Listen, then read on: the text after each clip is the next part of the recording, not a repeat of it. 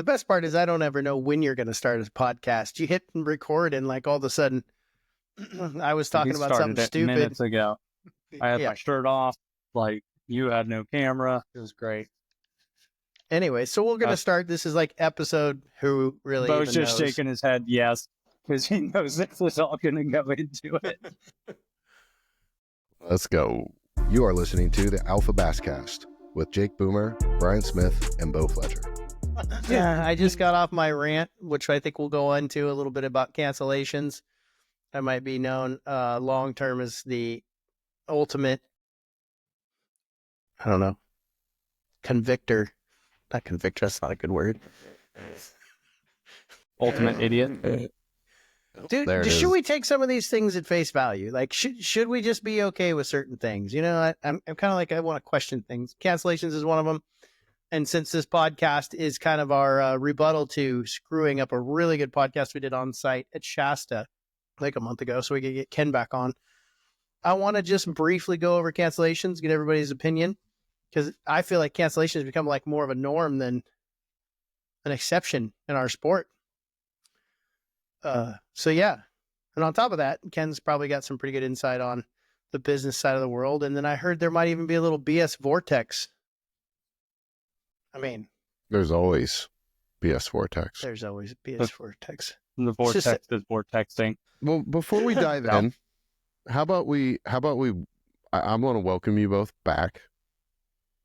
I don't think we've seen each other here for a couple weeks. Bryant was gallivanting all over the Southeast.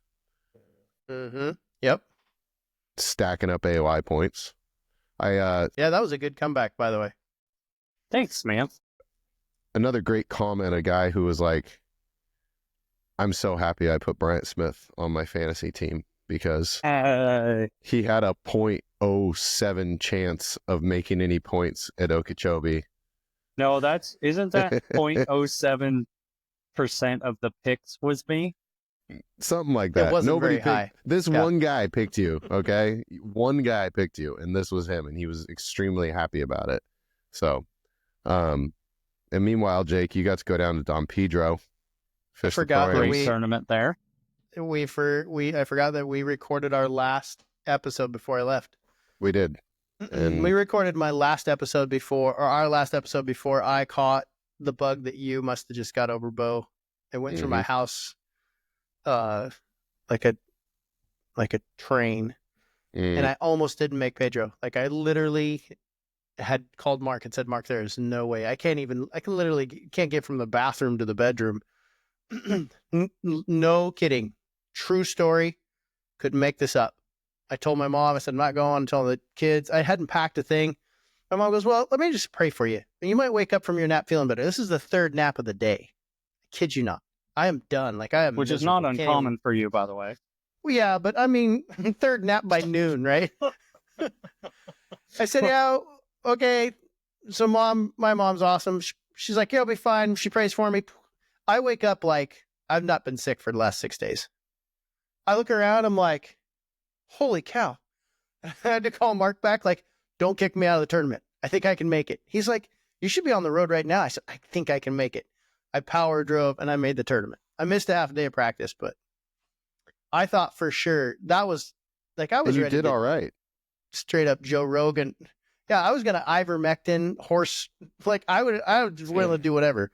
I was doing the homework. I was going down to get the horse paste, whatever it took. That's how sick I was. Miserable sick.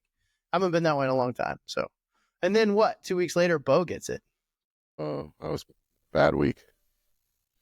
Bad week. Yeah. But you did pretty well at Don Pedro. Yeah. We don't need to talk about that, but yeah. I did. Yeah. Yeah, I did. I rebounded from a bad first day. I want to save kind of that conversation till later because I think it's going to fit good when we do get Dr. J. McNamara on there, but it's completely the worst problem I have is getting my practice out of my head. Like the more stuff I stack up before a tournament, really all that is stuff I just have to eliminate on game day. Like Brian's comeback has a real similar story. Like how did you all of a sudden go from 90,000th to the bottom of the toilet? Dude, we weren't even in the toilet. We were in the plumbing. But your recap is awesome. Yeah, it has a lot to do with what you just said. It's getting practice out of your head, and on Okeechobee, you try to sample, you try to find as many areas where you think you can get a bite in practice, because it's this huge. Anybody who hasn't been to Okeechobee, it's a giant bowl, and everything looks the same in the lake. So I found a few areas in the lake that I wanted to fish. I got a few bites, and a lot of times in Okeechobee, if you can start getting some males to bite, a lot of times, a couple of days later, especially on the warming trend we were on, the females will show up after. So I have these few areas on the lake that historically the females should have shown up. So I have those in my head, and then I have a canal. And anybody who watched live or any of the coverage knows that the canals, the river, those were the only stable, clear water in the lake, because that lake is in such bad shape right now. And the other thing was, it had access to deep water. That lake is falling right now a lot.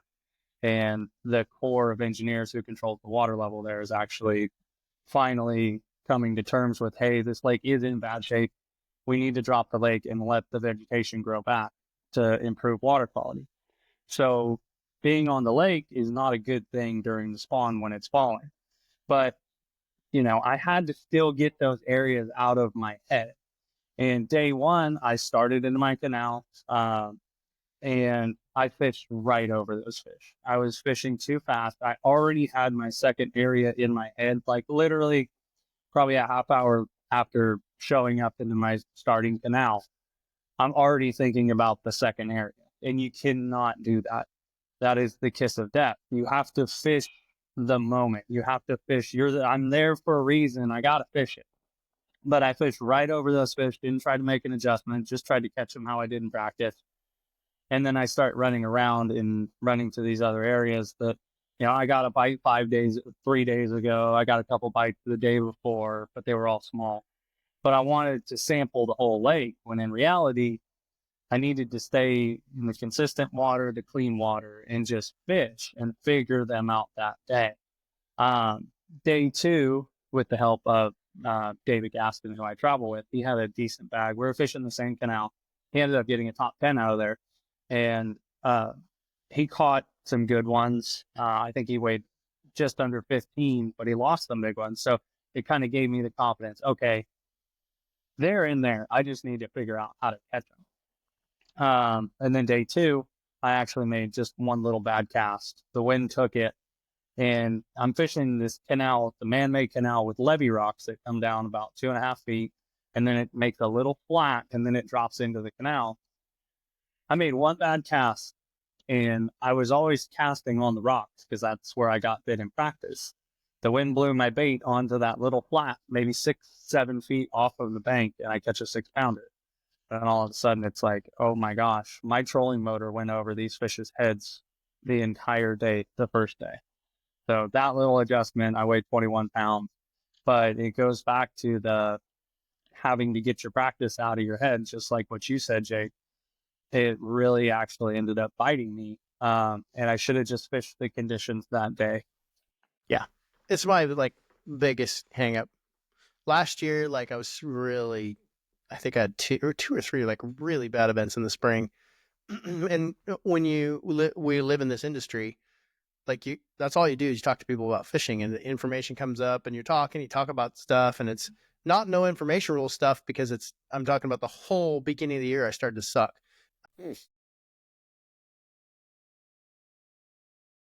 He'll show back up.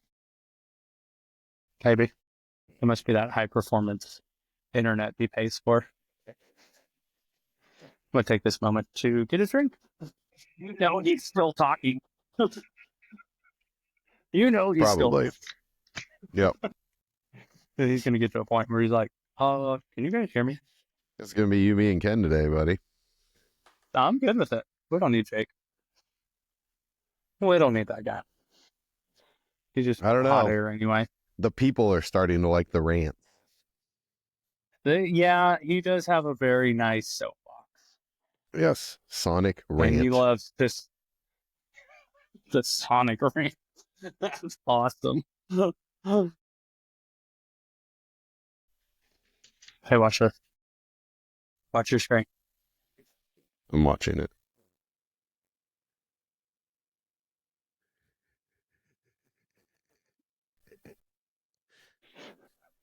Oh, hey, everybody.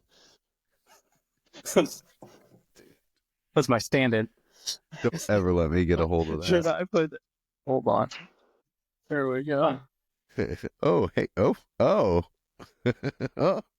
hey, Bryant, do you like yourself? What? Look, it's like right where I stand, too. In the same hat. Oh my awesome. God, that's amazing. All right. Loud and clear. Anyways, we're fixed. I got my stand-in here in case I need to go to the bathroom now. All right. I don't think you can fully see it because of the cropping on the screen, but when he does, it'll be phenomenal. See what? Nothing. Nothing at all. So what were you talking about? Yeah, before technical difficulties. I got a funny story because, like, I grew up in the IT world, and like when my kids ask me for help with a computer, I almost go like complete crazy. Like I cannot stand computers. I'll help you fix your car. I'd love to dive in and fix your outboard, but man, I hate computers. So when they don't work right, when they're not supposed to, I lose it. But I was talking about how last year went, and I kind of feel bad because I feel like we're leaving Ken in the waitings while I'm trying to fix stuff and break stuff. But I get it. He thinks he's long the story common short, denominator of problems. He saw our first attempt at this. I know. He's like, in man, May maybe of I'm the last year- problem. I know it's for the Ken Mah effect. Yeah, in May of last year, long story short, which we can edit this all out if we want. I said I'm not going to talk to anybody about anything, and it's the hardest thing in the world. Like when you legally can get information and talk to somebody about a body of water, to never do it because once it's in there, you can't get it out, right? Like it's like, oh man, I just don't even want to know. And I actually think at the Pedro event, a lot of local knowledge is what I got a lot of guys in trouble because I think it changed dramatically, like dramatically. Guys were like, what? I mean, a couple of our buddies, Bryant, were like, I don't know what happened. Like, what am I going to do? Like it changed so bad, so fast. It was probably good to know nothing, to not pre-practice, to show up day and a half practice. Yeah, and you can see that by the result. You know, there's a lot of guys who aren't motherload guys that did really, really well in that tournament, and some of the motherload guys struggle. Yeah, a couple of the locals like really did, and when you ask them, they're like, I have no idea what happened, and I think the biggest thing I learned from that is I don't really care what happened. I'm just glad I didn't have to figure out I'm glad I just got the fish for what was biting at the time, right? That's that thing that gets stuck in there. Like you want to know what happened. It doesn't really matter what happened. Just go find the fish that bite. It's so hard to keep up with them. But anyways, so I'm ready when you guys are. If we want to get Ken on here, and now that I'm all pissed off at technology, I might have some pretty good rants for tonight for you guys. Oh, the Sonic rant is coming. Oh yeah, the blam is fired up. Sonic ramp is It's a coming. Sonic rant.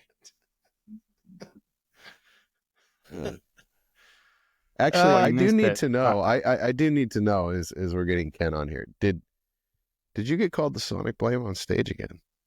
I got called the Sonic Boom at Oh Shasta. yes, the right. Did he take heed and stop? Yeah, so I told that story in the last podcast. We were like in the bar before the award ceremony, and his wife was on FaceTime, and I was like, "Come here," and I'm like, "What?"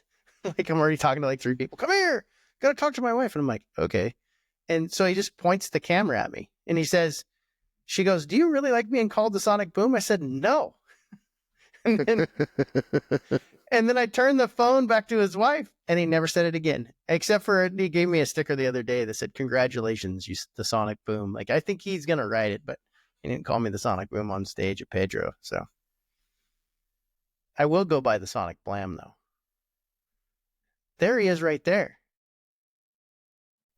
Sonic Plan. It's so weird that every time we have camera, any kind of electronic equipment around Ken, it starts to scale and shake and shimmy and sound doesn't work. He has that We think- effect on things. I'm supposed to help IT based on my race, but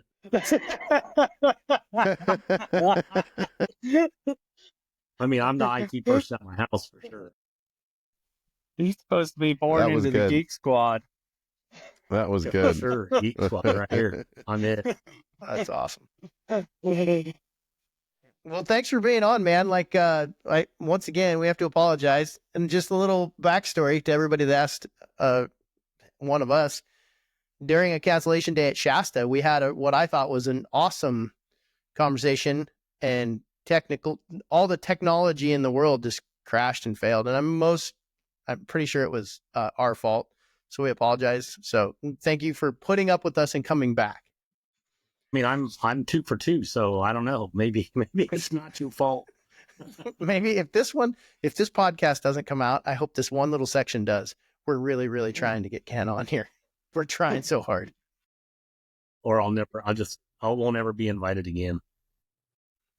Cool. Well, so we got a bunch of stuff we want to talk about. Because I hate IT, Ken, and I used to be in IT, can't stand computers. I lost it about 10 minutes ago when I went offline for the third time because of my Wi-Fi and threw a massive fit. So I'm kind of in a pretty good rant mood. So I figured we got some pretty good topics we can talk about, and maybe you can be the voice of reason while I go off the deep end a few times. I don't really generally listen to anything Bryant has to say. So, Well, Just Bryant let him and go off the Bryant deep end. It's fine. will have plenty to say.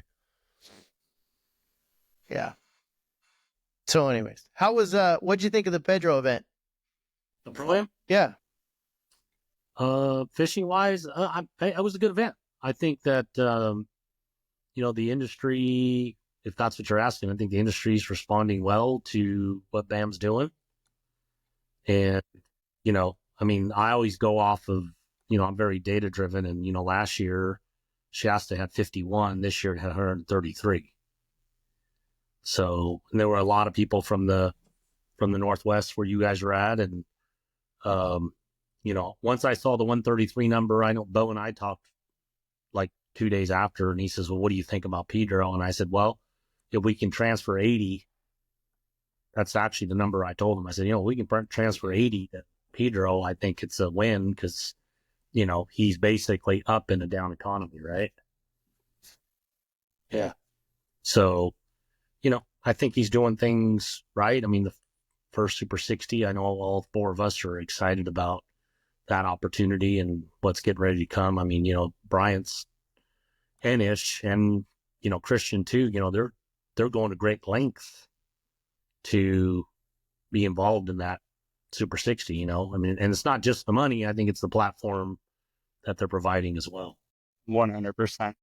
I thought that Chicken Ranch I think they bent over backwards. And I think people say that like, oh yeah, of course they bent over backwards.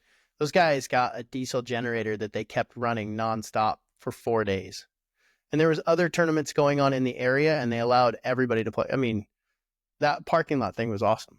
They had shuttles running us back. I mean, like, they didn't have to do that. They could have made us schlep our stuff up the hill to the boat yard where they were running, and they were driving us back and forth.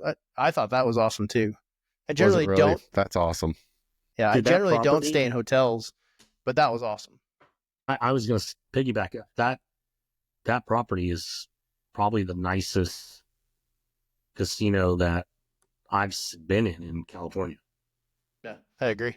I mean, it's really that nice. I mean, I don't normally stay in hotels either. I always rent Airbnbs, and Jason and I are actually going to stay there just to support them. I mean, if you were at the Pro-Am and you saw, what they did for the anglers and how welcoming they are, it's hard to not, I mean, the whole reason they're spending money and advertising with BAM is because they want our money, right? There's no sugarcoating that, right? I mean, the Elite Series, these communities pay, I don't know, I've heard rumors between $50,000 to $100,000. And I know the Classic's more than that to get Bryant Smith there and the other, 100 and however many Elite Series anglers there are. they obviously, want a return on that investment. Yeah, 100%. So where we spend our money and where we choose to do that speaks loudly. And, and you can talk all you want, but, what you do with your actions is what people see. 100%. I'll say this about the hotel rooms, though. Like, you're right. It's one of the nicest hotels I've ever been in. And I'm staying in the hotel room with another guy. Like, it has like glass sliding doors to the bathroom. Like, they were really nice. And I told my wife, I'm like, this thing's amazing. But it felt like I should be in that hotel room with my wife, not with another angler. You know what I mean? Like, it was a little too romantic. Like, this is... Hey, Sonic Blam, you're supposed to walk around like this. Yeah. You and Jason Crone got a little cozy, didn't you? Oh man, I'm like, this is a very romantic suite. It kind of felt like Did that. You have I'm like, rotating heart-shaped bed too. So I told my wife all about it. She's like, so is that where we're staying when we go back for the Super 60? I said, no, I'm bringing down the cramper. I'm like, no, that's romantic. Oh yeah. The little tiny thin door between the bathroom and the whole rest of the camper. No, this is going to be amazing. Anyways, yeah, that was really cool to see that. And then there was a guy up there filling the diesel generator up, came up every day and talked to everybody. It was cool. I really...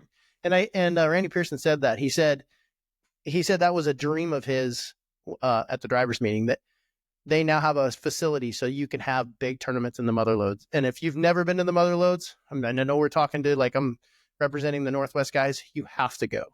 That's one of the prettiest, coolest areas in California. And California's got some pretty awesome stuff. So I loved it there. Well, I mean, I think the good thing too for people like you and Beau that are from out of the area, if you brought your family up, you're so from there, you're at the steps of, going, just climbing up this hill and going to some snow. And, like Gold Country is up there. I mean, there's just so much. And then, not, if you wanted to make a vacation out of it, you can be in the Bay Area in, probably less than 2 hours. So there's a lot of stuff there. Good fishing too. I hope Ken and we're going to nominate you to run the political fight to get us back on Maloney's. Somebody's got to get us back on Maloney's. That place is awesome. Yeah. So I don't know. We'll see what happens. I think a lot will change between now and next year. My understanding is the contract with Chicken Ranch is at least a 2-year one. So, the chances of a Pro-Am and a Super 60 going back to that region is probably very high due to that, right? God, I hope so. It's really cool. So I had another conversation today about cancellations, and I had it with an Opens angler, it's a friend of mine. And when we originally got together and chatted with you, it was on the day that we got canceled at Shasta. And I'm gonna preface this really quick. That morning, Bryant was pretty upset. Ken had really good views about it, and I did what I do best. I kind of muddied the water. Like, I get both sides, but what if? And then so I'm having this conversation about the Rayburn cancellation, and it's an open. Guys are spending a ton of money, and one of the days was canceled based on a 2-day forecast, which I kind of have a hard time with. But it seems kind of like cancellations are becoming the norm. You know what I mean? If you see a little bit of a higher wind, the guys are just canceling it. And I get why people are doing it, and I will totally always defend the leagues, but I want to open that up to conversation with Ken being the voice of reason, because I think you always do well with that. But also, I mean, it does kind of stink to go to Rayburn for an open, knowing you got a whole season planned around it. They cancel one day, and then they just look 2 days out in the forecast and it's cancel the next, and just, you don't even get to it. Like, the weather could have changed it, sent everybody home. And I have a hard time with that a little bit, because I think you're investing a lot to be there, unless it's just torrential, like small craft advisory type weather predictions. I think I don't want it to become the norm, where we don't pay attention to the weather and understand that this is a dangerous sport with boats anyway, and just cancel because of 25-mile-an-hour winds. I think it's different for BAM, just at that level, the Pro-Am level. But when you're talking Bassmaster Opens, Bassmaster Elite, in PFL, they had a canceled day on Santee just 4 days ago. there needs to be a higher expectation of those anglers. It needs, like, you need to know how to fish in the wind. You need to know how to drive a boat in the wind. That is part of, like, I feel like the tournament heritage was going out into the bad weather and figuring it out that day. Obviously, you want to be safe. I totally get that. But I think at that level, especially the opens level, you're trying to get to the Elite Series, where we are held at a very high standard of, like, they will let us go when Lake Ontario has 30-mile-an-hour winds sustained. And it is up to us to make the safe decision. So in a scenario like that, especially at the opens level, you gotta let them fish, I think, to a point. I wasn't there. I didn't see how bad it was. I know Rayburn gets very, very bad, but I just like what you said, Jake. I don't want it to be a cancel happy kind of deal that we have going on, because it's a skill to be able to fish in the wind. It's a skill to be able to drive a boat in the wind. And I mean, I said this in the other podcast we did. For a guy who knows how to fish in the wind, knows how to drive a boat in the wind, it's an advantage for him. And I put a lot of time in fishing Lake Mead when it's bad, fishing Clear Lake when it's bad, fishing on the Great Lakes. It's an advantage that I know I have, and I want to be able to take advantage of that as long as it's safe enough for everybody. So all of that is said from a competitor's point of view. 100%. 100%. Everything he said was based on being a competitor, and I respect that. And I do also agree with what he's saying, that, at some levels, especially, let's just say at the Elite Series level, there's an expectation, that group of 100 and whatever there's this year, 105, 109 anglers, there is a level of skill, not just from fishing, but boat driving, operation, decision-making, things that they have had to prove, over some years. I definitely disagree with the opens levels, because there's, 18-year-old kids who have just graduated from high school who want to be an Elite Series pro, who they were driving a boat for 10 years. But, it's still, none of us drive our boats at our seasoned age the way we drove them when we were 18. No, we didn't. We don't drive cars the same way either, So, but to me, just like at Shasta, Santee, it's all about liability to me. People can agree or disagree. When we had the conversation with Boomer, it's an easy decision for me, right? I've had to, in my prior life, I had to what I call mitigate risk every day. And, in that life, you make the wrong decision and people can really get hurt. And I think the same thing here for Mark. It's easy for us to sit around and say, well, okay, yeah, Brian is really skilled. Ken's really skilled. Boomer's really skilled, right? But I don't mean to leave you out, Beau. But, Bo, you're not very skilled. Sorry, Bo. But you got the right boat. No, just kidding. That was a good one. So guess what? Ken's the master. That was good. That's fine. Yeah. To me, it's an easy decision, right? He runs a small craft tournament, right? And I remember writing this on social media. A small craft based on the Coast Guard is anything 30 feet and shorter. That is powered. Okay, that is every single bass boat made, because there isn't a bass boat that's over 30 feet. Right? So if your insurance is for a small craft event, and the National Weather Service issues a small craft advisory, and you let us go, you're negligent regardless if anything happens or not. You're negligent. Now, I agree with what Boomer's saying is I think canceling events based on forecast, especially in the West, I'll say, right?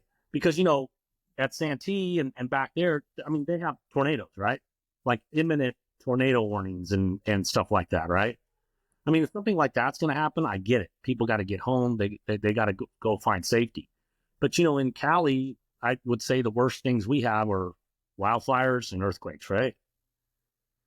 And neither are, quote, weather induced, right? The weather can make them worse, but, chances of the weather creating an earthquake or whether, starting a fire, I guess with power lines and stuff, that could happen. But that's not going to really affect our fishing tournament, right? Yeah. So I think that when you have those parameters and that liability, you're, like I said, you're negligent if you let people go. Yeah. Do you think, because kind of what I'm seeing, and I totally agree with you, small craft advisory should be the line at a minimum. And I think it kind of used to be, except for I remember Randy McBride let us out at the Delta on a small craft advisory one time. I remember that. I know. Thank the Lord above that I was, it was a team event and I was fishing with Jason Hickey, who a dude has driven a boat his whole life. And that weird, like I couldn't see anything, but I kept looking over at guys that just got out of it and sat and were going to ride it on the flats, and Jason's just driving around and he apologized if he hit a wave too hard, but that might've been pushing it. I think what I am afraid of and where I think the line gets muddied is the two things we talked about. One, if you cancel on forecast, I think you're right, Ken. Like we don't, I mean, we've been through a tournament that had an earthquake last year. Was it 2 years ago? At Elmer. Yeah. That's the scariest thing I've ever seen. I've never seen, my truck almost fell off the ramp. But like, as far as weather goes, forecasts you have to be careful with because, I mean, I understand the marketing world. You put out a big forecast because you want people to check the weather sites, right? If I'm running a weather site, I would love a bad forecast and I'd love to amplify it 10 times over because we'll all check our phones, which means we drive more people to see the ads that are actually paying for our site. So I'm not a big fan of forecasts. I'd rather that we started every morning or either that evening and we like really looked just to make sure it wasn't kind of exemplified for the sake of traffic. But the other thing, and we can be done with it after this, I agree with here's my muddy the water comment. I think I made it in the last one, but if we say what's safe, if we pull it down from small craft advisory and we say what's safe, my argument is there is a lot of bodies of water that 5 to 10 miles an hour is quite a bit bigger. You know what I mean? If we're going to talk about wave height and potential, like the Virgin Basin at Meade was the example, right? 5 to 10 miles an hour in the wrong direction in the Virgin Basin at Meade is way more dangerous than Shasta will get in 30 to 35s. Correct me if I'm wrong. Like the Virgin Basin could get bad. Same with the Columbia River. If you let us out and you're like, oh, it's only a wind prediction of, 10 to 15 for the day, I promise you'll be in stuff way bigger than anything that would have ever been on Shasta. So is the line, what we consider safe from the perspective of you know what I mean? At some point, we're all going to have to accept some liability and know that you're going to be in stuff that probably couldn't have been predicted by the tournament director. So if the tournament organizations get so scared to let us out, we'll be in cancellation land, which I kind of feel like beginning of the year we've had a lot of. So there's my muddy water. I'm welcome. But I agree with everybody. That was my rant. There's also there's no black and white to this either. Like there's plenty of events I've come out on the Columbia River where it's blowing 5 miles an hour. It's a breeze. And by noon, there's 5-6 footers out there and the whole field's already out. So at that point, what do you do? And yeah, do we all come in? But right. You're not negligent though. Not negligent at the time. When you let people out and, regardless of the forecast, right? If you're there in the morning, right? Because what Boomer said at the last podcast was, well, I just wish he would have launched everybody so that we could be out there, right? So if you go out there and the forecast was 25 to 30 and it's 5 to 10, then you let us go. Yeah, I agree. Yeah, you let us go. And then if he gets questioned, he was like, I was there. The sun came up. It was not blowing 25 to 30. Therefore, I was not negligent. At the time I let them go, it was fine. It was fine for them to go. Yeah. You were in that tournament with me, Ken. It was at Clear Lake Wombass, I believe. It was like 3 or 4 years ago. Bryant might have been there too, where they said, yeah, it could get bad in the afternoon. Were you there for that one? That was the worst water I've ever been. I almost didn't make it through the Narrows. I know Scooter Griffith hydrolocked his motor. They were so big it was coming down. Do you remember that one? I remember that. Oh yeah. I was fishing the Keys that tournament too. I went straight through it. It was awesome. Yeah, but it was beautiful all day, right? It was just the last 2 hours. Yeah, it was the last 2 hours when we were all checking in. It started like around 1:30 or something like that. Yep, I remember that. I just to leave it where it is, because I think there's better things to talk about. I just see it as an issue where it's like it's kind of coming up. We're a podcast. Figured we'd talk about it, but it is definitely going to be. I think it's kind of continue. It's kind of like growing. I feel like everybody's canceling a day or two here. So it's just something that we'll have to kind of take on as we move through the sport. But yeah, and I think I wanted to add, as a competitor, watching those guys, we have friends that are fishing that open that was reduced to 1 day.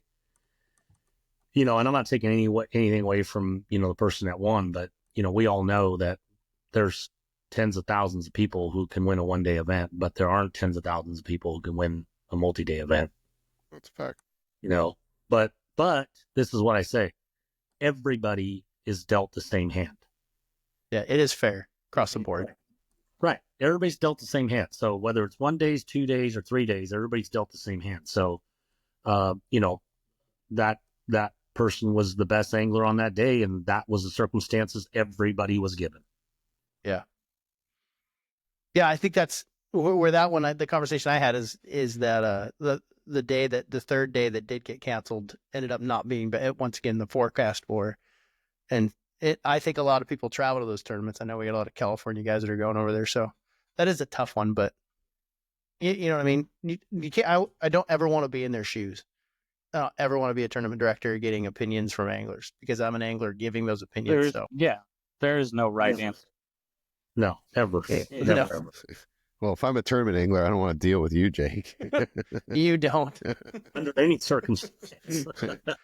Oh, poor Mark. Oh man, we were at dinner at Pedro and I had to buy him a beer because he made a comment and I'm like, are you kidding me? And his eyes rolled back in his head and he goes, I should have sat somewhere else. I knew it. If you're listening, Mark, I love you, man. I'm sorry. Yeah, there was some good stuff in there, but he genuinely cares about where this is going. And I, like I said, I get to talk to a lot of guys. I feel like there's a lot of toxic stuff going on in the world of fishing that seems to get the priority or a lot of focus. And I know that some of it's going on over here, but as a whole, I feel like the West Coast is the shining star a little bit.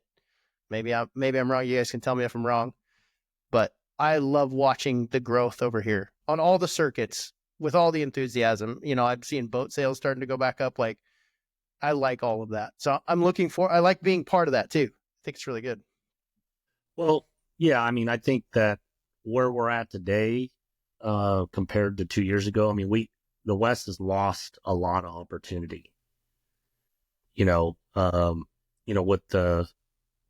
all the crazy stuff that happened with Wild West and owing people money and, losing Apex and, with the Toyotas being gone, from last year to this year, you just can't, we're losing opportunities, and so I think the timing, and I don't think he realized it, but the timing of him raising BAM, and now it's just BAM and One Bass. One Bass has been doing a tremendous job for a long time, so yeah, things look on the upswing. If you would have told me, 18 months ago that, we would have over 70 people signed up for a $2,500 entry fee, and we're going to pay a 1 in 3 payback and pay $50,000 to the winner, I would have bet you $10,000 that would not have happened. Yeah. Based on where the state of the West was at, and I know all of us, with Alan Gray, with Alan and his team, and the Toyotas not being here. There's a void, kind of, I don't want to say in my heart, but there's a void kind of in my heart. I miss fishing those things, man. I really do, but I tell people, and Brian knows, you guys know that they were here almost 22 years. They started in '04 is when they ran their first event, 2004. I bet you thought it was pretty bleak when, because I don't think anybody saw the Apex crash coming, but I think we all kind of knew that MLF was on the fence. And so for those two to happen at the same time, I mean, were you a little bit like, I better find a different sport? Or, I mean, what were you like? I remember thinking, man, I guess I'm going to have to try to get back on the MPFL. Like, what am I going to do? Yeah, I know for me, I was just, I mean, it was crazy times. You know, I think, we were throwing our blood, sweat, tears, and names on the line to help Apex grow, and at that time, I was probably the biggest advocate for that and took the most heat for it, but, and I don't want to dive all into that, but, I don't run the org. It's just like with Mark, all of us talk to Mark, and we talk to Bray and we're helping the business grow. If BAM goes under tomorrow, it doesn't mean that Beau or Boomer had anything to do with the finances of BAM. But when you put your blood, sweat, tears, and your reputation on the line, you want to help something grow, and that's what we were trying to do with Apex, and obviously that's what's happening again with the Super 60, right? I mean, I am shocked that there was what did we have 106 people with the applications and the qualifiers and the invitees to sign up, and I think he signed up 73 and turned down like another 10 or 12 people, right? Yeah, I would have never thought, I mean, Brian's been around for a long time. Would you have ever thought that would actually happen out here? Not in this day and age. Not in this day Not and in age a at all, recession. Yeah, because I mean they've proved that we can hold big money tournaments. You fished the National Guards when they were out here, and they did really well for a couple years, but not like we could do it, but not a year and a half ago. If you would have told me this was going to happen a year and a half ago, there's no chance. No Right. chance, because it was just such a rough time for the West Coast, and it seems like usually it takes a lot longer to bounce back from stuff like this. Like the stuff that happens with Wild West, Apex, having the Toyotas leave. It takes some time for people to find their new homes, if you will, and for BAM to do this so quickly, it definitely blew me away. And it's one of the reasons why I wanted to, like, I didn't even think about it. When he announced it, I'm like, this is good for the West Coast. I need to be there. I need to support it. I want something like this on the West Coast. I've said it numerous different times. I took the chance. I went back east and I got fortunate enough to make it back east, but I don't want guys to have to feel like they have to go back there to compete at a high level, because it is a very long and tough road. So if you can grow something that, I mean, you're never going to have the Elite Series out here, but if we can have something that's modeled after the Elite Series or MLF or whatever, and fish for big money, and have great publicity, the whole package out here, and it would be huge for the West, and that's the biggest reason why I jumped behind it. Well, don't you think? I mean, I always go back to our very first episode, and we had Paul Nick on for a couple minutes, and every time this topic comes up, what he said always comes back into my head, and it was something about the fact that we don't have the density of anglers on the West Coast to satisfy a large amount of options of circuits, right? And I remember it felt like it was getting to a point in those last few years before Wild West went down, before MLF left, where not only did you have so many options, too many, but you also had people that were like so diehard into whatever trail that they were into, that you didn't have people stepping into these other trails. And so when you look at those numbers as a whole, I think there was a ton of anglers there, but we just had so many options, it was spreading them thin. And I almost look like what happened is like a great reset button, right? Like the West Coast hit this reset button, and Lassane happened to be in the right place at the right time. And, you know, so while I'm surprised at the numbers, because I truly am, you know, Ken and I, we've both talked about this. Like I'm definitely beyond impressed so far at what he's drawn this year. But I think in some ways, guys were looking for something a little easier to approach. Like, and now it's pretty simple, right? Because you have two main things on the West Coast happening, and their formats aren't the same. The carrot is different. So and that's why you're even seeing some crossover. And Ken, I know you know those numbers. Like there's crossover between those two events. There's guys fishing both of those events. And I think, I don't know, it seems to me like right now it's kind of like the best presentation we could give guys on the West Coast from a, you know, options of things to fish. Yeah, I actually agree with what Brandon said. You know, I think there's the number of anglers, you know, back there's people that they just want to compete in a tournament. They don't care what tournament it is, right? Could be freaking throw $500 in a coffee can and 300 freaking teams show up and they're fishing. You know, I remember when Alan took over for McWaw, we spoke and I said to him, and I'm not taking any credit for what he's done or who he is. I just said, look, it's a fickle group. The West is. I go, and people, they have to believe that you have our best interests and that you care about us before they'll support you. But once you have that, they'll be exactly what you said, Beau. They'll support you to the, you know. So, yeah, it's always been that way, you know, and that's why like Billy has the following he has. I mean, he's been doing it for, don't quote me on it, but I think he's been around for 14 years. Yeah. You know, 14, 15-ish years. You know, I remember I fished his very first event that he put on. Well, no, he put the U.S. Open on, and then the following year, he ran a North region and a South region.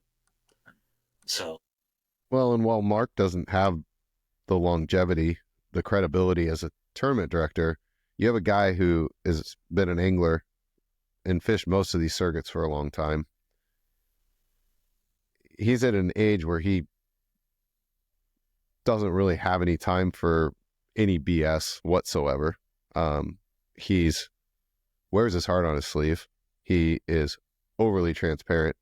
Anybody can ask him anything about anything he's doing, and he's going to answer you honestly, truthfully. And I think that's shined really strongly, especially on the heels of everything that went down with Wild West. Like, I mean, I want to know. I want to know what low door jam he walked into. Like he hit his head hard because I called him like 6 times, and I'm like, "Are you going to do this or not?" And because there was this rumor that he wanted the trailers, and I'm like, "Man, somebody that would be the guy to get it." I didn't know Mark that well, but I remember talking to him. I'm like, "You do?" He's like, "No." The only thing he hit his head on something, because then all of a sudden I get this call, "Hey, I bought the trailers." I'm like, "What?" Yeah, oh, cool. Like I didn't want to talk him out of it. Like, what now? Good idea. This is going to be a really good idea. I promise. He told me this is all Ken's fault. I don't know, but I apparently there was some pep talk, and Ken was like telling him he's the guy. I don't know, but he was. I'm not. Correct me if I'm wrong, Ken, but he was adamant. Like I do not want this. This is nothing I want to do. And he's like, and then it was over. But then it flipped. I'm in. I'm all in. Yeah, that sounds about the gist of it. Yeah. Ken, I guess I don't really care what caused it. Ken, do you think we're at maximum capacity for tournament organizations? I don't. I really don't. I think that there's more, I think the biggest thing that we're failing at is okay, so we have attrition. Okay, so there's what I would call, veterans, old guys, whatever you want to call them, people that are hardcore tournament anglers, but they're aging out for whatever reasons. Okay, Mm-hmm. we are not attracting the youthful anglers at the rate that we're losing those seasoned anglers. And the guys that are like on the Super 60, the guys I'm talking about, like Kyle Goldstein's 19 years old, Joe Mariani, he's in his 20s. I mean, Hayden Lee, he's in his 20s, so we need to attract more young people in, and whether that is, through the gateway of kayaks or high school fishing or that kind of stuff. Right. I mean, you go back east and they'll have a high school tournament. There's 300 boats in the high school tournament. There's 1,000 boats, a lot of them. Yeah. That's 600. Well, Wow. that's 600 anglers. Right. So if we could attract that and run tournaments like that, where you have 600 youthful anglers, fishing in a team tournament. Well, if we just converted 10% into team anglers and then converted 10% of that into pro-am anglers, well, then we have a feeder system. But we haven't been able to figure that out yet. Do you have an answer for that? Well, like I said, is it do we convert kayak anglers? Do we convert high school anglers? I think that the team circuits that we have out here are, leave a lot to be desired. Just talking about open teams, and I'm a fan of, what BBT and Future Pro do. I'm not one of those people that, people think that if there's less competition, that's better for our marketplace. Well, that's not how business works, right? If you're better than everybody else, people are going to come to you, right? You build a better fishing rod, that's the rod they're going to buy. Okay, you don't want less competition. You don't want to gain by subtracting, so to speak. So, but there's nowhere for those anglers to go, right? There's like a wall. You fish Future Pro or BBT, and yeah, they have criteria to remove you out of those trails. But once that team gets removed, where do they go? They might stop fishing. Mm-hmm. Yeah, if they like the team model. Yep. Right. They might just stop fishing. So, how do you get removed? Like, I can see why somebody would kick removed. Brian out. Yeah. I literally got kicked out. You deserved it. I don't even know why. He was too good when he was young. So, no, there's criteria like you don't quote me on I'm probably mismatching, but like if you win more than $10,000 combined 2 years in a row, or if you win AOI 2 years in a row, it's actually kind of hard to go get kicked out. There were some teams that had won Angler of the Year. They were leading Angler of the Year in the second year, so they just dumped their last event to not win it, so they wouldn't get kicked out. Oh, I didn't know that. We don't have that up here. Everybody, but kind of to your point, I think, Ken, is that there was no place for what's the next step? You know what I mean? Like, yeah, once you're qualified, and for the longest time on the West Coast, the next step was get your butt in the seat, start driving across the country, right? And I think for a long time, MLF had that carrot, FLW had that carrot where like, hey, if you do enough of these, you get to go to the FLW championship. I think that weeded a lot of guys out of, I think the cost of that as things got more expensive really validated us needing a West Coast circuit, because take 2 weeks off work, drive a bazillion miles, spend all the money, and then go compete against a bunch of locals on a place like Kentucky Lake, where we just don't even have anything like it over here. It's really hard to feel like you're pulling from your tournament experiences to do this competition. And you watch the guys wanting to go to those tournaments start to decline. You know what I mean? The 1 year they qualified the top 40 guys. They ended up taking down to 74th to get all 40 guys, because guys were like, that carrot isn't as big as the carrot as it looks like when I start taking the time off work. And I did it. I drove across the country. I've driven across the country a lot. So I understand the cost of it. So it's cool to have something over here that people can graduate into. And one of the main reasons we started the podcast is because I want the Northwest and all the kind of the outlying anglers to understand how awesome of an opportunity this is. But I'll be honest with you, when Mark announced that this year was going to be 50,000, he was going to double the angler field, I was almost like, no, because I thought last year was awesome. Okay. Don't invite more people that will potentially ruin it with all of our personalities. That first year was so amazing. That'll happen. Yeah. Yeah, for sure. You definitely got to be careful, right? You got to definitely not so much police the guys, but the BS vortex. I know everybody loves the BS vortex. Man, if you let that thing swirl long enough, I mean, I don't know if you've heard of the BS vortex. Spit you out. I did. Yeah. Don't fall into it. Oh no, I'm allergic to drama. And I told Beau before, I spend no time, energy, or effort on any of that.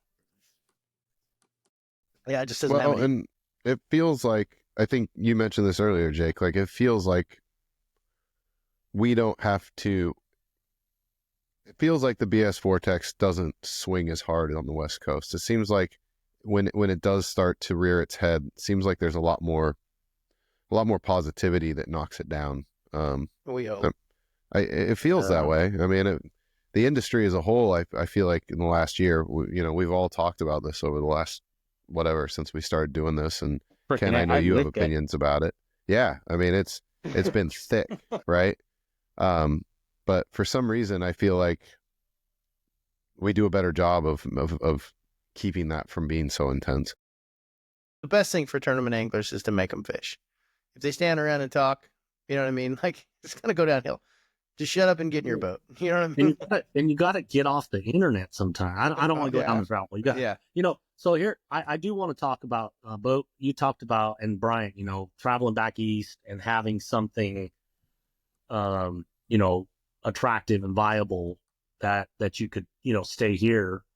I think the biggest thing that we're aware of is, you need the right media platform, in order to promote yourself, right? And the companies that invest in us, right? Because without that platform, unless you, obviously build a following like, Scott Martin does, or Milliken, or, Tactical Bass, and, there's other ways to make money, obviously, other than tournament fishing. But I've always said, I actually just pulled up this heat map for BAM, and, Mark had put this map out of the West, which was basically Texas West. And, other than Nevada, Utah, Wyoming, Colorado, New Mexico, we have representation from the other 6 states. That's in Super 60, right? And that's what the Elite Series is, right? I know Brian's the only California angler that's in the Elite Series. Am I right or wrong? Yeah, that still resides in California. Yeah, right. And I know there's a couple in Arizona that are on there also, so they count for the West as well. But it's just like my really good friend, Jared Lintner, when he made the Elites way back when, he said something to me. He said, "Look, for you to compete out here," he said, "you had to have been a factor at home." Okay, I'll never forget that he said, he goes, basically what it is, he says, there's all these qualifiers. You look at them like they're college divisions. He goes, and all these anglers compete in this region, and the best of that region, of those anglers, get invited to go, quote, fish the tour, right? So all those anglers that are factors, they get plucked from a geographical region. And that basically, and I say all that because, one day in a year or two from now, you were talking about the Super 60 and it being, if we're able to attract anglers from New Mexico, Colorado, Wyoming, Utah, Nevada, and maybe even Texas, if he branches down that way with the Pro-Am, that's what's going to feed something like that. So, when I got the question is, do I think that we're at that capacity? I don't, we have one good person from Montana, right? You're telling me the entire state of Montana is only one person that would fish the Super 60 if things lined up for him? Nobody from Nevada, nobody from Utah. We only got 4 from Oregon. Yeah. No, I know there's good anglers in Montana. yeah. Show up at Noxon in one of their little fruit jars and find out where you end up. Like, they can do it. I'm glad Jason, and it's no secret, I travel with Crony because he has to literally drive by my house to go down there. But you're right. I think his involvement will move more people to it. You know what I mean? Yeah, and for sure. And the media platform that Mark has, I think a lot of people are, I think the biggest thing that Mark has that people don't realize, when MPFL started up, I think they had a 1.2 or some weird $1 million investment to actually create a media company, because you have to have media. No matter what we do on the water, it means nothing if nobody sees it, right? No, it's the worst spectator sport that we try to monetize. It's 100%. terrible, right? Absolutely. I mean, you look, like when Bryant goes there, when you went to the MPFL, they give you their media kit, just like BAM does. BAM gives us a media kit, okay? So all the numbers that Bassmaster, they get hundreds of thousands of people log on to their website daily, especially when they have an event going on, right? And there's I don't know, Brian, is there tens of millions of views during those events that are going on? There's a lot. There is a lot. That's his saying. I don't know, Ken. That's how he says it. I have no idea. I just remember I remember looking at the media kit.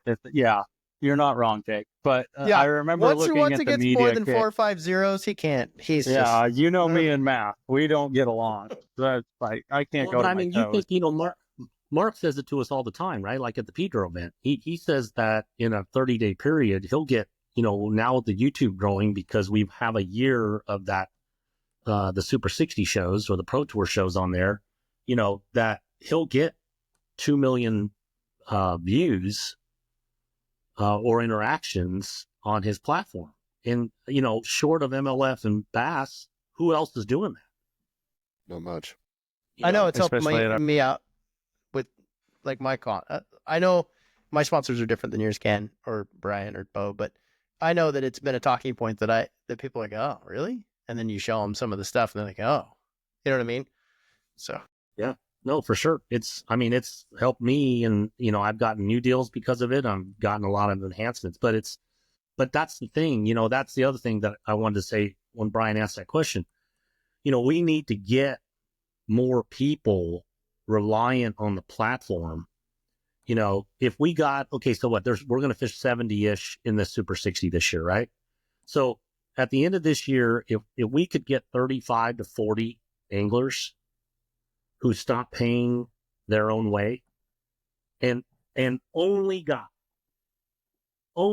their entry fees paid for, okay, which is $10,000 a year.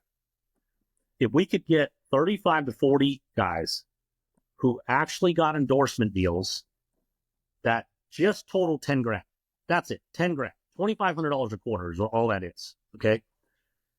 If we could get that many guys, they'll stop worrying about if 20th place is getting $2,200 or $2,500, right? They'll stop worrying that if second gets 10 grand or 9,800, because it won't matter. Well, I don't think it won't matter. Like it matters to me, but more about because, well, I mean, we could talk about paybacks, but I agree. It won't matter if I can afford it to go or not to go. I agree with you on that. Right. Like if you're, hey, listen, I'm not going to take my kids on vacation this summer because I got 10 grand in entry fees I got to cover. Those are tough decisions. I agree. But I think payout, like the reason I care about payouts and I have sponsorships is more about what you talked about, retention, right? And attrition. You know what I mean? I've watched it firsthand. I kind of studied it after the MPFL thing. When you quit paying back a certain percentage and a guy has a good tournament and cashes a check and it doesn't cover his expenses, it's not just if he has enough money in his account, it's a negative.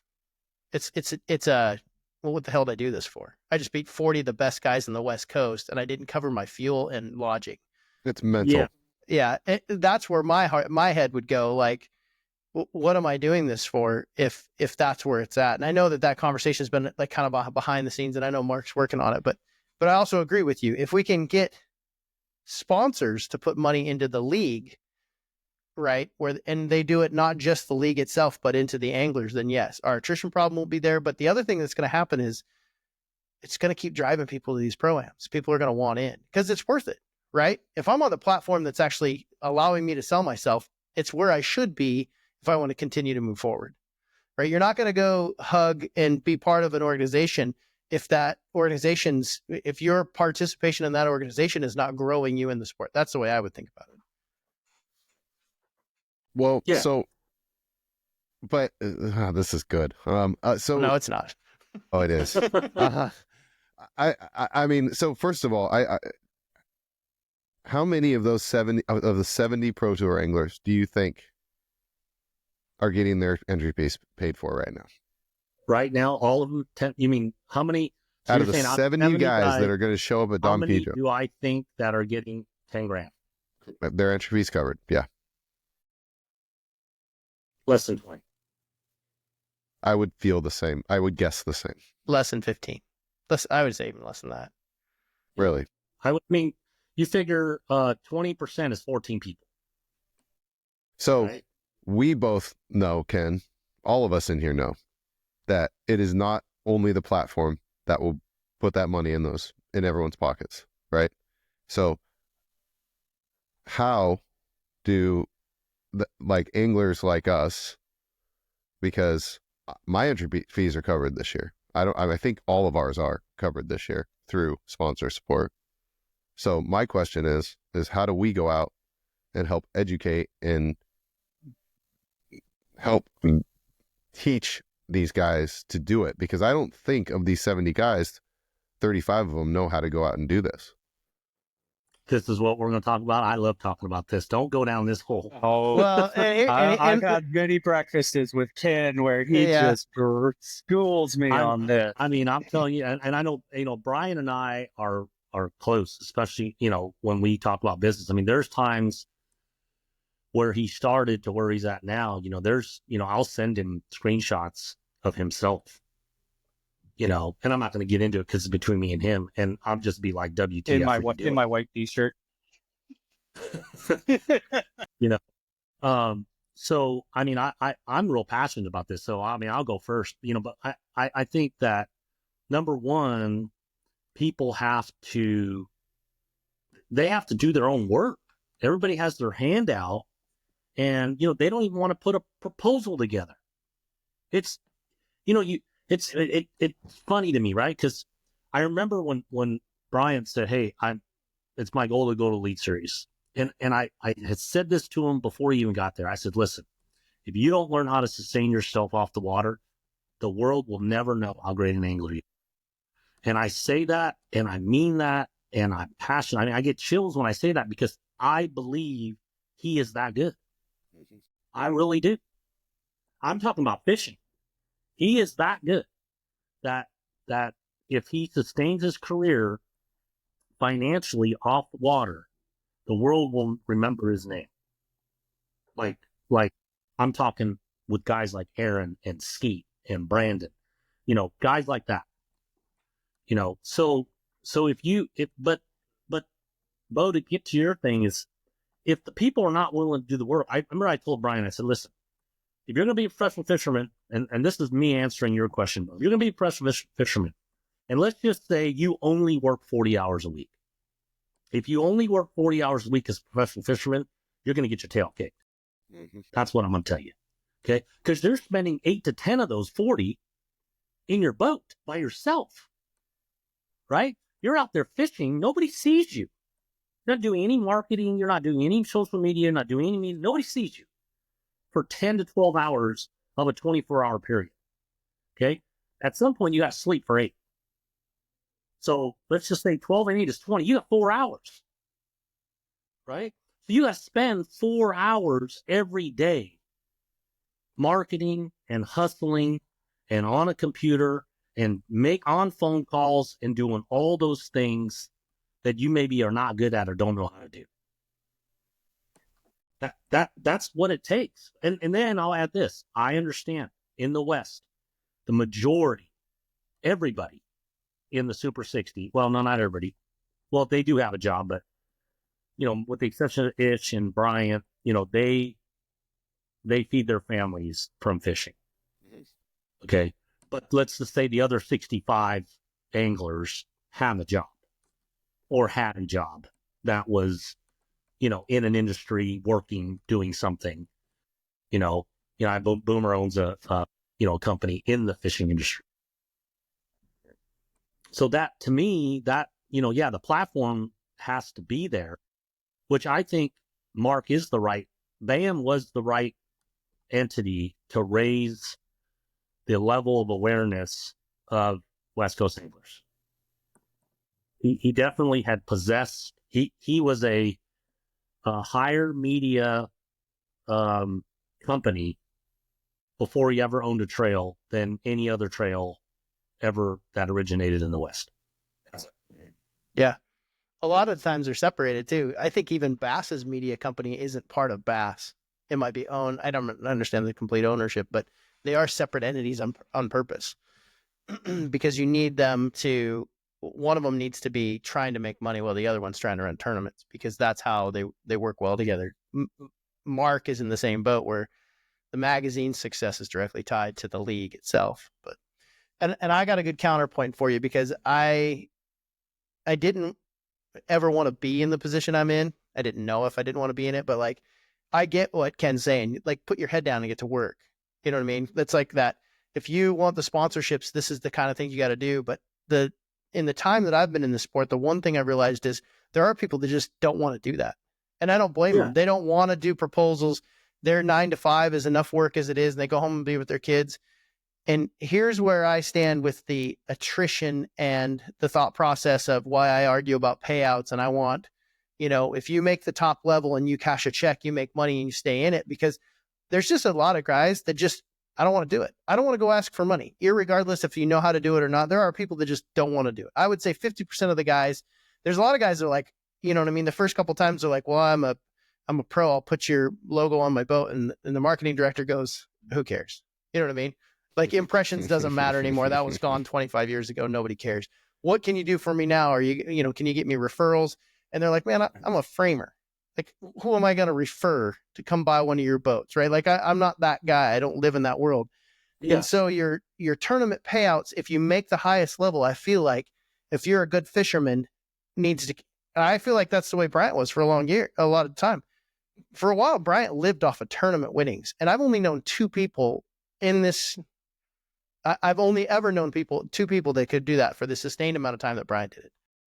Like, for the longest time, like, you've never had another source of income besides fishing, right? Yeah. And when I met you, your ability to get sponsors was almost, it was zero. Like, it was zero. You got to remember, I was about as marketable as a crayon. Yeah. This is the best part, Ken. The crayon's pretty marketable. I literally met the guy and I'm like, I am so happy that he came up to the Columbia River. Like, I was impressed, the group of guys that did exactly just like that. I'm like, here's this guy who's a hammer. He comes up to the Columbia River and I'm like, and I own a fishing rod company. I had to call him 3 times before he'd answer the phone. And then when I talked to him on the phone, he's like, I thought you were weird. Wow. I already got some fishing rods. I got 6 of them. Or no, I got 8 of them. And I'm like, that's not the point. Like, you talk to potential industry people. Like, what's wrong with you? But you bought a house off of winnings. That's not very common. So you get where I'm going with the attrition thing. Like, I'm super passionate about those 50%.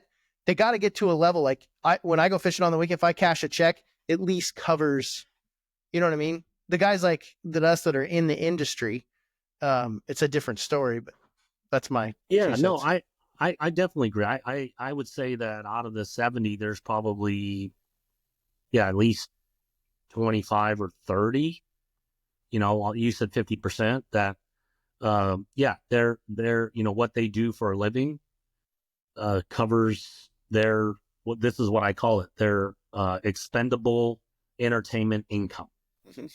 Right? That's what fishing is, right? It's not, for the majority of the anglers, that's exactly what it is. It's not, Bryant knew what he wanted to do when he was probably 16 years old, maybe earlier. But I mean, I think it became a real reality that he was going to be an Elite Series pro at that, somewhere in high school.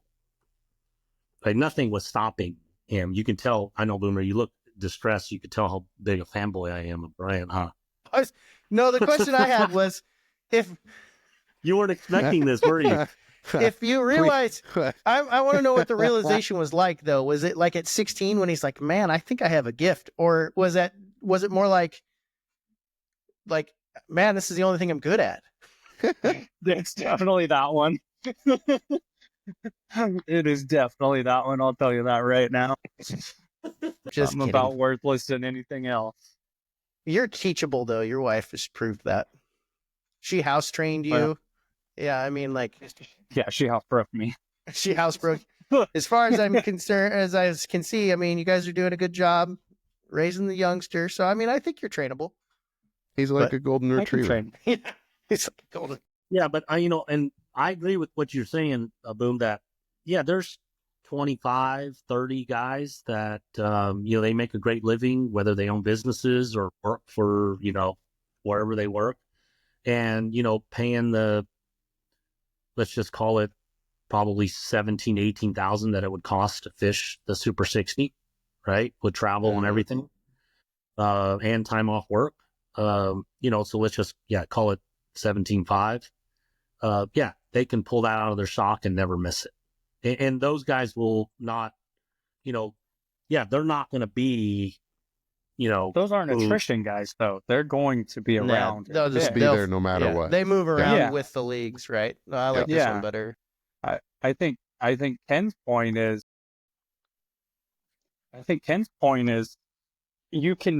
there's a great opportunity for the guys who aren't in that scenario, who have, who doesn't want to get their entry fees paid for? Who doesn't want to fish for free?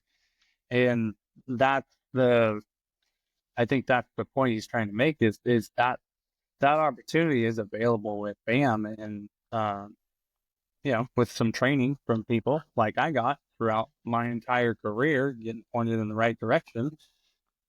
I think it's a very real thing that whoever wants to put puts the work in, but whoever wants to get their entry fees paid for, that marketing platform that they have, it's a very real possibility. Which, do you think that's existed on the West Coast before?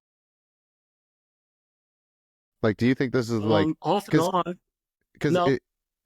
You hear a lot of, I don't know, people say a lot how tough it is to kind of, the concept of a pro out West, or someone that is getting that kind of support out West, is, it has a different stigma. And I wonder if being a part of BAM and having this platform, does it change the opportunity? So I heard two questions. Has this existed before? Okay, has this existed before? I would say yes, it has existed before. And there was a time where, especially with, when the Toyotas came, they were the Shreds. And I remember when I entered my first Shred in 2006, if I remember right, I believe it was $550 to enter that 4-day event. And when you won, it was something like 40 or 50 grand plus a boat. And there was a lot of media. And then when the Guard came here, it was really there. The first Guard event, it was $4,000. That was 2006. I remember paying a $4,000 entry fee, and boy, I walked around work for 30 days just puckered before we even started, man. That was some scary stuff. But they had television. They had a whole television crew. It was a whole televised event with Charlie Evans. So that platform has been here in stints before. It's been a while. Yeah. You can actually track that though. It's whenever big media or a big corporation actually got involved in the sport is when the most money was in it. The Guard came along with I think A lot of money. with ESPN's, because that was back when ESPN had it, and you saw a major influx of money that went into it. And then as those media outlets or other organizations start to pull out, that's when you see the decline. But they were paying, I think I talked to McBride about it. They were paying something like 200% payback when they had Guard money. It was huge. That was a huge contract. It was awesome. Yeah, it was. I mean, they would, the first event that we had on the Cal Delta was 206 boats, 2006, that paid $4,000 to enter. And they paid 50th place on that 200 boat field, $10,000. Right. Yep. That's the one he's talking about. Because they came to the Columbia River too, remember? Yeah. And then, Erwin Jacobs brought in a lot of money with the Walmart side of it. And you see that ebb and flow. But right now there's, same thing with the Outdoor Channel. I can't remember the guy that owns it, Cronky, with MLF. There's these huge influxes, but you'll notice with our sport, after everything kind of levels out, then we start fishing for our own money and endemic sponsors, which is kind of where we're at now. And to take this back to sponsorships, endemic sponsors are all spread thin because it's a tough economy. Endemic sponsors would be like your, like Mercury or, right? Yeah. And so they're going to be hurting, hopefully. And what I've kind of seen in the last couple months, and I think is kind of what I hope is going on in an industry, that as we kick back up, and because we're so positive on the West Coast, we're going to get a lot of attention and some of those doors will open back up. It might be a little bit tight for a while, maybe through the year, but I definitely would tell people that if you were told no, go ask again. And I have a really good story about that. The year that Brandon Polinick won the national championship, he won a boat. That's all he had. He won it late in the year, and he had like 2 weeks later, he told me the story. 2 weeks later, he got a bill for this first entry fee. It was like $5,000. He sent out something like 38 or 40 letters to sponsors. Only 9 got back to him. And they all said no. At least they responded. Yeah. They took the time. Of the 9 that got back to him, 4 of them were his highest paying sponsors 5 years later. Interesting. But just being a part of the sport isn't enough. Ken shouldn't, the outwork 'em thing that I see on your boat doesn't just stop on the water. So, Ken, you told me, how long did it take you to get your first truck deal? You went into that dealership for how many years? 3.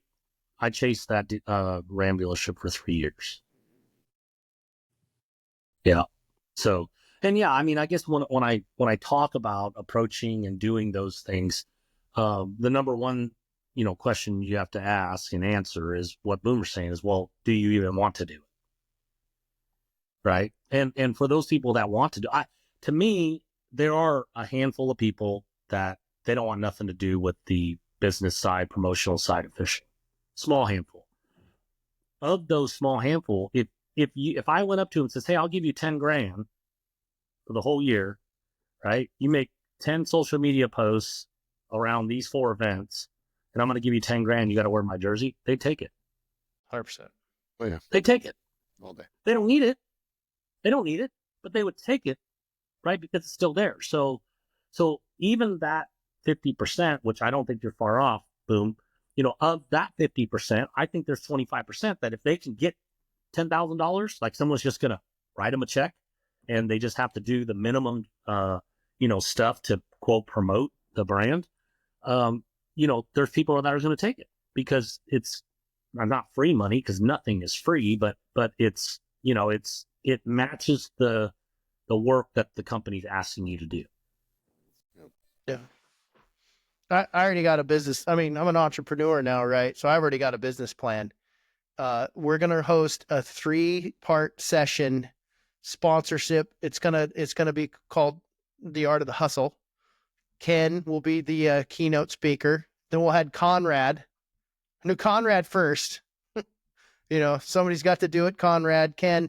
And then the third guy, we just got to pick the third guy. We'll sell classes for what, $150? I'd go to that class for $150 a day. Burkhardt used to do throw Burkhardt in there, man. Burkhardt used to do that stuff, man.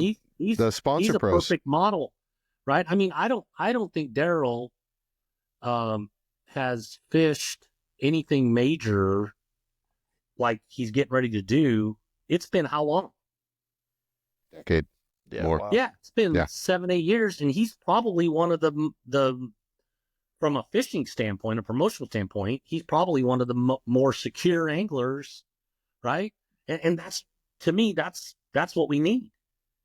We need anglers that are relying on the platform, you know, to get a guy like Hickey and Burkhardt, you know, the other guy that I want to fish. I know he's busy with kids. I don't know him that well, but I respect the hell out of him from the guards. Is Crump, Dave Crump from up there. Yeah. Dude, that dude is such a good fisherman, you know. But I use guys like that, like Klinger. Klinger's another one to me, right? There hasn't been anything enough to excite those anglers to get off the bench, so to speak. And I don't mean they're shelved on the bench, you know, but they're fishing the stuff that makes sense to them because of either finances, family, or other obligations, right? But when you can get a Hickey, a Burkhardt, right, and you can get those, you can pull those types of anglers basically out. That means to me, that's my benchmark to me. That means that they see value in what's being presented. 100%. Means it's going to be a bloodbath. But I'll tell you what, if you win one of these Super 60s with the guys that are showing up, the Roy Hawks and the Bryants and the That's another one. The You know, Kens I mean, and- like Ron Mace. Ron Ron Mace. Wrong. Yeah, I mean, that's how much cool. money? Yeah, how much money has that guy won? You know, I don't think I've ever personally met him, but you know, how much money has that guy won on the river? He's a legend. Hundreds.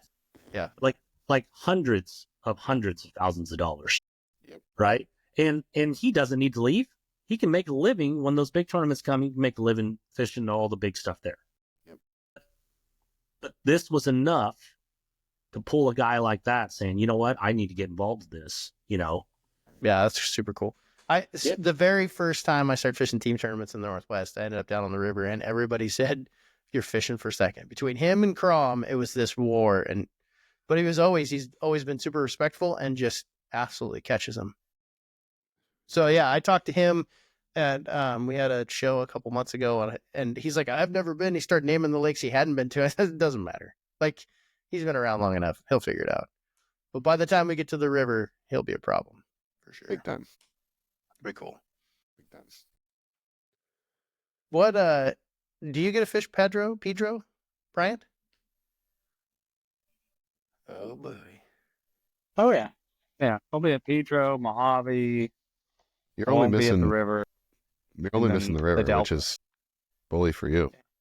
but hey, I'm still fishing the river. It's just I'm doing the brilliance. I'm doing all the northwest brilliance. I want to make it to the TOC at Almanor, so that's the avenue I have. Yeah, I actually jumped into that last Pedro event because of that Almanor Derb. I mean, now Almanor sets up like a lot of the stuff we've got. I think it's probably a lot different in the fall and tougher, but I actually think that's a pretty good carrot. I mean, that's one of the reasons you get 83 boats, right? There's a lot of guys that either want into the Super 60 or want into that entry-free championship, but that'll be a good one. Luckily, I didn't completely bomb Shasta. Ken, what Completely. do we need to do to keep this train rolling as anglers? But how do we continue? Because that's our thing with the podcast is grow the sport on the West Coast. What do we as anglers need to do to continue what we've already kind of seen get started?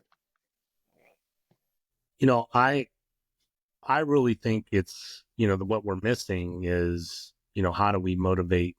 And I used the word youth earlier, but how do we motivate newcomers? You know, and a lot of that, unfortunately, you know, if they get on social media or the internet, you know, Jason calls it the internet machine, you know, and everybody's just talking about controversy and negativity because that's what sells clicks and things like that.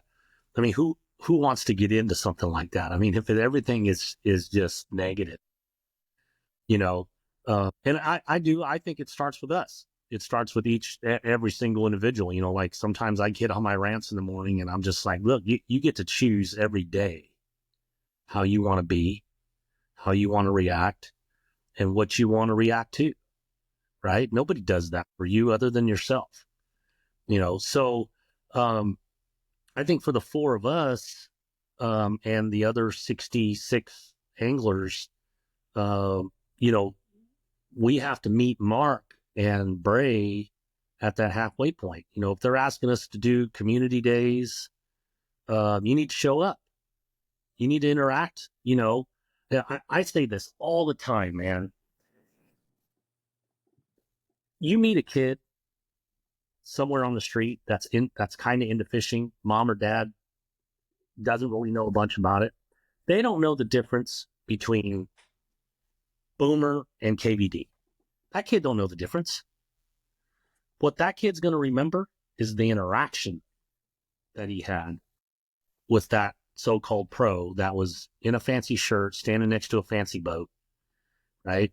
And you don't know. That's why I love still going to the ISC show, right? Because there's so many parents that bring kids there that the parents really don't know that much about fishing or the outdoors. And you have one interaction with that kid, at Bryant, there was a post that Kent Brown did, and he showed a picture of Bryant. I don't know, how old were you? 10 years old, right? He's at the tank. And I don't, correct me if I'm wrong, did either one of your parents really were into bass fishing? My mom, absolutely not. She still has no idea. She follows it just because of me. And my dad was just a fisherman. Like he just fished, right. But your mom wants you to get a real job. Yeah. Your mom wants you to get a real honest job. She wants a 9 to 5. Right. Your poor mom. See, okay, so Brian's my perfect example of that. And I started that story, not, I didn't know the whole thing, but, here you are, a 10-year-old kid. He goes to the ISE show. One of his parents takes him where he rides with a friend. And he was just like me when I was in my teens. We would stay there all day. We'd be first in line and we'd get picked up because we didn't have a driver's license. You get picked up at the end of the day. And you sat through every seminar and talked to every person. And you just don't know if that one interaction that you have, that the four of us have, plus the other 66 people in this tour, that my other benchmark is when there are young kids and pro-am anglers saying, I want to be a Super 60 angler. I want to make Super 60. Right? Because I don't care where you're from, whether you really, really want to do it like Brian or not. At some point, all of us thought, gosh, it would be cool to be an Elite Series pro. Yeah. Yeah. Yeah. I know when I grew up, I freaking, from a fishing standpoint, right? I was like, dude, I thought Denny Brower was he was it. Yeah. You got to drive that, like that upper level. Some guys don't want to be at the top just because they're wired that way. You know what I mean? You met that guy that if you teach him how to ride snowmobiles 2 weeks later, he's, you know what I mean? He's ate up with it. Some guys are just like, hey, if that's the top level, I might as well aim for it because there's no reason to do anything halfway, right? I think a lot of the Super 60 guys are that way. I think the biggest realization, and like I was like, want to go to, I'm that same kind of guy. I want to go to the top, but we are so divided in our country. And as the other two leagues pull away from the West Coast, I'm grateful that we have a high level over here that people are going to pay or are going to think is, I'm pretty sure the first $50,000 check that comes out, like that's going to be pretty cool. When was the last time we gave 50 grand away for $2,500? That's going to be time. a moment. Yeah. Yep. That's going to be a big moment. I think that's really cool. Yeah. I mean, look at a great example.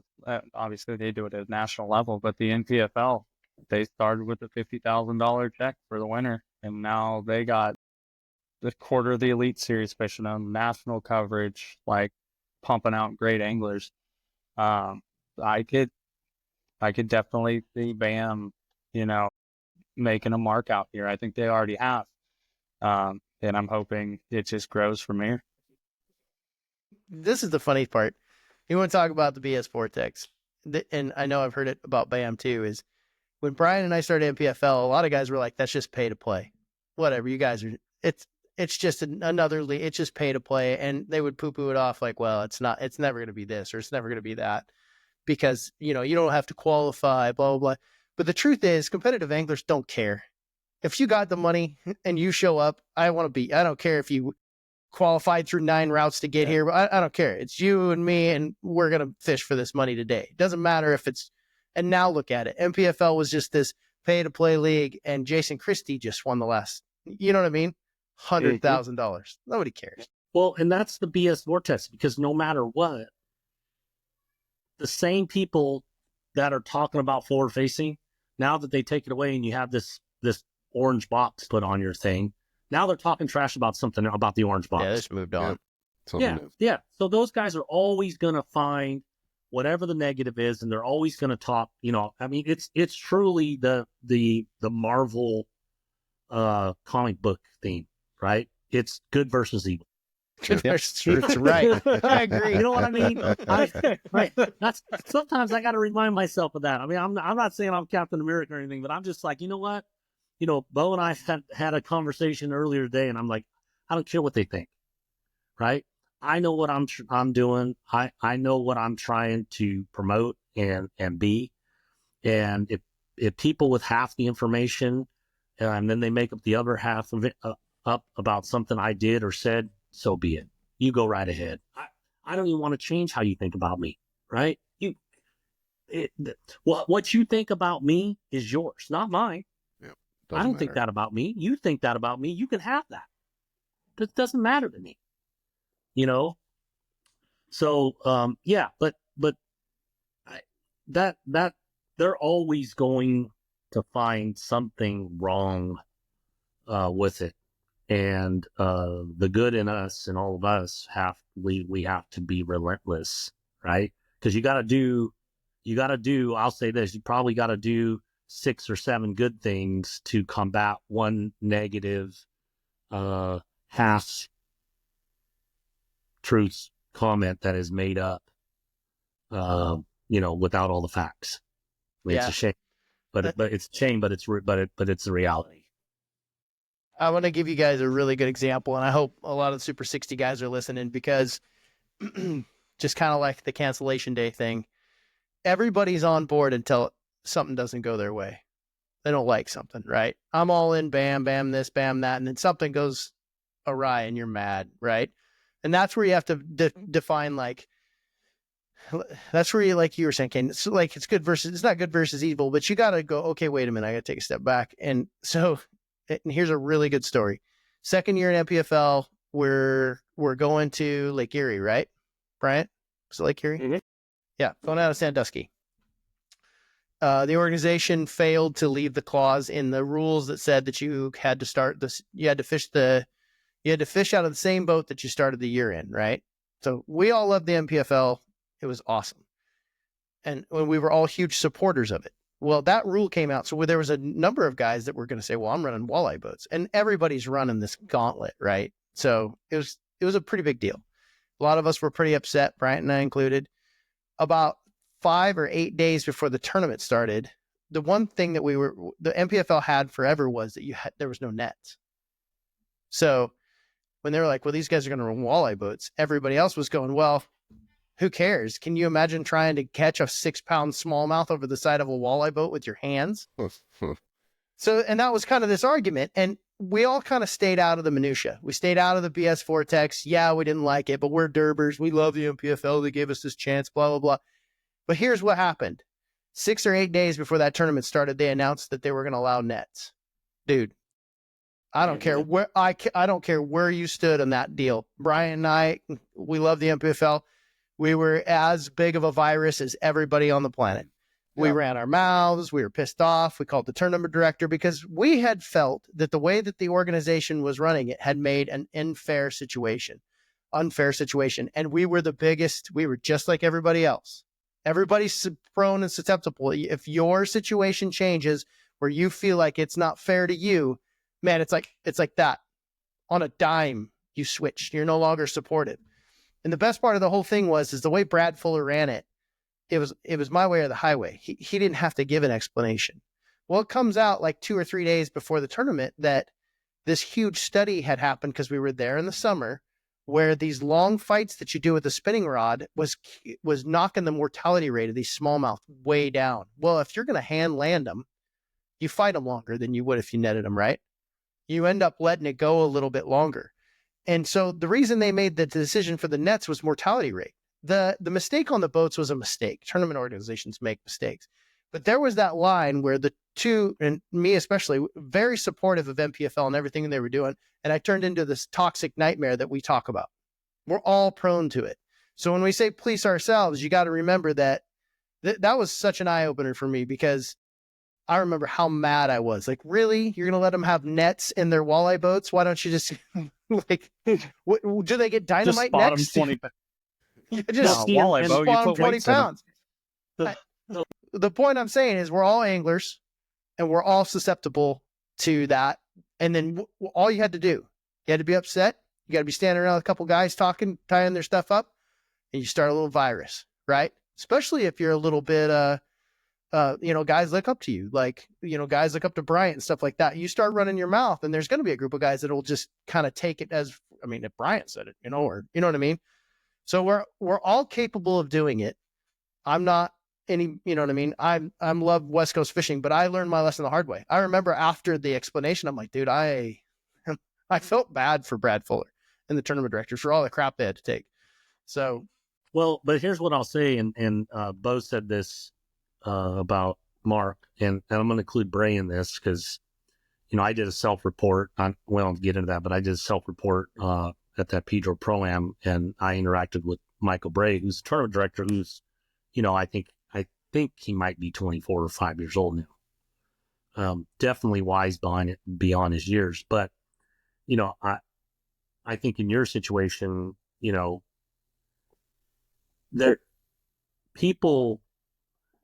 most of the people have to know the why.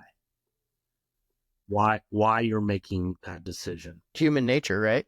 You know that. Yeah. Yep. Yeah. And that goes back to, and I will point at what Mark and Bray, instead of dealing with my self-report in the shadows, they dealt with it. And then once they did a thorough investigation and they went out to the site and they talked to the lake manager, who marks all the 5 zones. They put out a public statement, and it's a very, like Beau said, sometimes he's almost transparent to a fault, but I believe that consistency in how he delivers that message, it's helping attract people to the tour, right? Because if not, they just hear, okay, well, I was in my wrap boat. I ran through a ski zone both days of the tournament. Like, not only other competitors saw me, there were other recreational anglers and other anglers that saw me running through there. So if he does nothing, I used to have this saying at my old work: if you don't tell your staff what you know, they're going to make it up anyways. Yep. I used to say that all the time. Hey, to make you feel any better, I ran that no wake zone too, and it wasn't a no wake zone. So I idled it first, and then I'm like, oh, you can't have a no wake zone in a ski course. That's exactly what I said. But what's funny is I interacted with a lot of people on social media on their posts, and there's one guy still arguing with me that it's a 5 zone. That's the BS vortex. There's the vortex. Yep. Well, the post said, we spoke to Brandon Gomes, lake manager, and it is not a 5 zone. Not a 5 zone. That's what the lake manager said. And there's somebody in the comments saying, well, that's always been a 5 zone. Well, would that somebody argue with you to your face? That's what I love about social media. Like, how come nobody argues to everybody's face the way they argue on social media? But I did. 2 anglers came up to me on day 2 of the tournament, and that's how I expect. Look, I think the 3 of you know me. Like, if I'm breaking some 5 zone or some navigational rule. It's not an excuse, but if I'm doing that, it's because I don't know. Yeah. It's Not to it's gain not an because advantage. it's not because I know and I don't care. It's because I don't know, or I don't agree with how something's posted. Right? Because initially they said, well, yeah, it might be a 5 zone from here to here, but we don't know yet. And I'm like, look, if it's a 5 zone from the bathroom to the first buoy, I go, well, you're going to DQ me because I ran that. I go, but if you make that decision, I'm going to challenge you on it being marked properly. Right? I'm not going to roll over. I'm not saying I didn't do anything wrong, but I'm saying if it's a 5 from here to here, well, I'm telling you right now today, there is not a single marker from that bathroom until you reach the back of the creek. Yeah. I was burning through there. And Marty Lawrence was like, put his hands down, and I slowed down. I'm like, no, dude, I checked it. It's you're like, he's driving around ski buoys. I'm like, how do you think they ski in here? And I said, the buoy, it's the bathrooms. It's 500 feet on each side of the bathroom. I looked it up, and there's buoys in the back. And he goes, oh, thanks. Wow. He stood on it. Yeah. So yeah, I've notoriously it's always because I'm not paying attention, or I'm looking at my map and I blow the no wake zones, and I've been in trouble for it before. But it's never because I want an advantage, just not paying enough attention. But and I wanted to add real quick to your comment earlier about the MPFL and where it started and what it is now. And again, part of it is the BS vortex. I actually like that word. I'm going to start using it on my own. But you know what's funny is people talk about a qualification tour, this, that, and the other. Do you know that the Elite Series, BPT, the Invitationals, the FLW Tour, MPFL, Apex, and Super 60, none of them started off of qualification only? Not a single one of them. How's he going to start them? Yeah, not a single one of them. Yeah. Right? Because when the Elite Series started, they were doing the top 50s already prior to the Elite Series, right? You guys, yep. I mean, it was the Red Man before that, right? But then it turned into the those top 50s were automatically in. They just sucked them in, and then they took the rest of the qualifiers from at the time it was 4 opens, I believe, or 4 open divisions. Well, just look at the fallout. Like when 70-some anglers walked out of Bass and went to MLF, what qualification route filled the field back up the next year? It's he answered the phone. Yeah, he has the biggest name and called back. Yeah, he called back. I mean, but both sides did that, right? Because when BBT was formed, they handpicked 80 anglers. But they did. There was no feeder system for that. Right? And then when Bass was down 70 anglers, right, they started calling people, and they called people from the time it was the FLW Tour. So everything has to start somewhere, and what something looks like today won't be what it looks like 2 years, 5 years, 7 years down the road. Yeah. And I've always been the guy that, and because I'm not super critical about it, but I promise you, if you're sitting back going, well, it's just a bunch of guys that want to go fishing, you're going to sit out something that's pretty awesome. I feel bad for the guys that sat out last year, because I thought last year was awesome. Like, that was one of the funnest years of fishing I've had. The cool lakes we got to go to, Yuma. I mean, that was just awesome. That was awesome. Awesome. Cool places you can't go with 60 guys, 70 guys. No. And just the camaraderie and the closeness, it's a special deal, and I don't know if we're going to lose that with having 70. I think there'll probably be more cliques and, little subgroups and things like that. But yeah, I agree with you. It's for me, it is one of the most fun formats I have ever fished in my career. Agreed. Yeah. I think if there's a click, Ken, we'll keep Bryant out of it. Me and Beau already voted. There it is. Yeah. It was only he's not. You only went 18 minutes and 32 seconds before ripping me again. Not Yeah, that I'm you'll counting. leave them out of the Columbia. When we go to the Columbia, you'll leave them out of that one. Not welcome. It's all right. Not welcome. He'll still be sleeping in your camper. It's gonna look camper. But especially if the girls he's are not around, wrong. it doesn't really matter what I think. They'll team up against me. Well, he organizes right. it. He's got his clique with your children. They're like my cronies.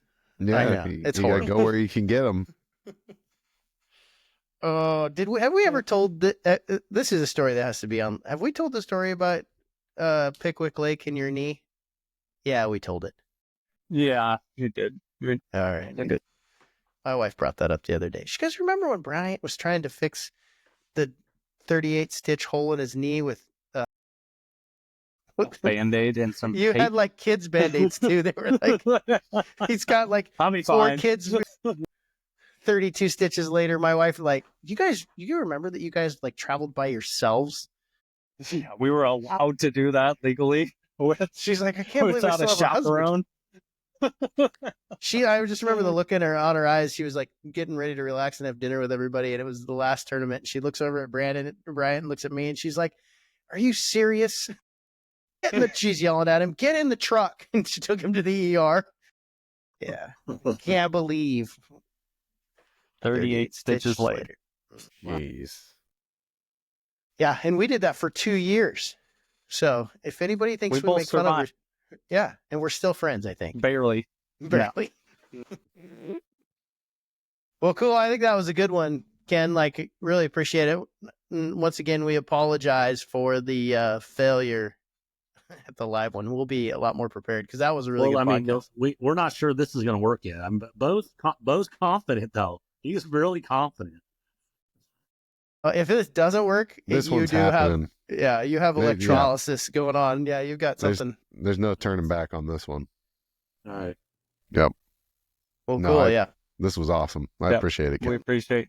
Yeah, your perspective is awesome. We always appreciate how you tell it and how you see things. It's really cool to have you on.